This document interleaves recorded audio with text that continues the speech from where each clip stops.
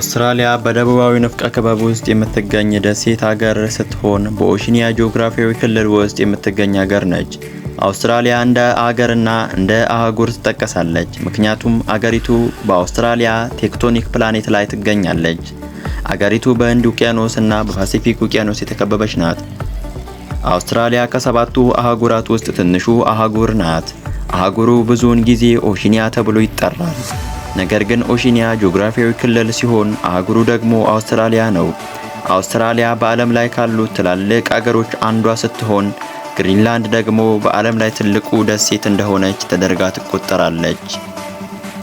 አውስትራሊያ በደቡባዊ ንፍቀ ክበብ ውስጥ ትልቁ ሀገርና የመሬት ድንበር የሌለባት ትልቁ ሀገር መሆኗን ያውቃሉ? አውስትራሊያ ከሩሲያ፣ ካናዳ፣ አሜሪካ፣ ቻይና እና ብራዚል ቀጥሎ በዓለም ላይ ስድስተኛዋ ትልቁ ሀገር ነች።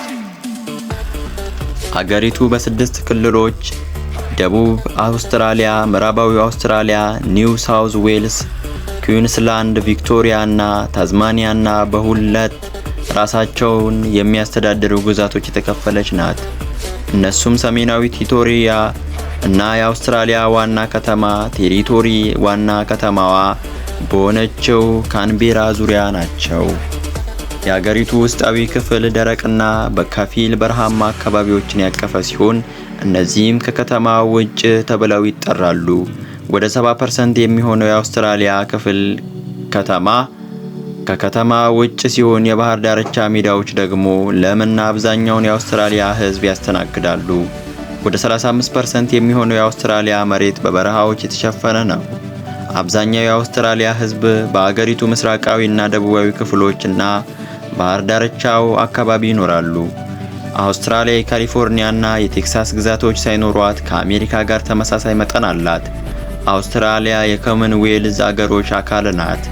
ስለ ዛሬው የአውስትራሊያ የነበረን ቆይታ ይህንን ይመስላል። በሌላ ቪዲዮ እስክንገናኝ ድረስ ሰብስክራይብ፣ ላይክ እና ሼር እያደረጋችሁ እንድትጠብቁን አሳስባለሁኝ። እስከዛው ቸር ሰንብቱ። ቻው ቻው፣ ባይ ባይ።